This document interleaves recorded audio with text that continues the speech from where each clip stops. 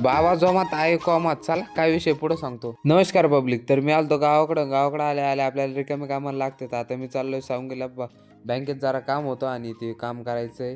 So चला तर आता गावात आलोय. मित्राला भेटल्याने असं कधी होणारच नाही. आता गावात खताच्या गोण्या भेटल्या नाही म्हणून भाऊ तर डायरेक्ट जा सांगलीला जाऊन खताच्या गोण्या. गावाकडे आल्यावर कामाला लागतच भाऊ. काही ना काही कुठून ना कुठून कामं निघा त्याचं. आता काकाच्या घराचं काम चालू आहे. आता जाळी न्यायला आलतो भाऊन ते चालले संभाजीनगरला. त्यांना म्हणलं चला मला बाजार सांगूपर्यंत सोडा आणि तिथं बाजार सांगू सोडला आणि त्यांना टाटा बाय बाय करून दिलं वाटेल. हे बँकेचे काम रिकाम डोक्याला तापच आहे भाऊ. काय करावं यार, कामच होत नाही. लिहिला मग अर्ज त्याला बँकेत सबमिट करून बाजार सांगून फुलंब्रीला जायचे वांदेच वांदे भाऊ. जिकून तिकून लालपरी भेटली त्याच्यात बी जागा नाही. इथून तिथून उभं राहून फुलंब्रीपर्यंत आलो.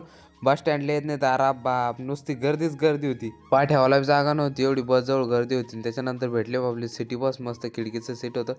फुलंब्रीतून निघलो भाऊ संभाजीनगरला जाण्यासाठी. रस्त्यात हे बाबा भेटले. बाबा चालले हो जोमात, आईला कॉमात. बाबा चालले 35च्या स्पीडनं.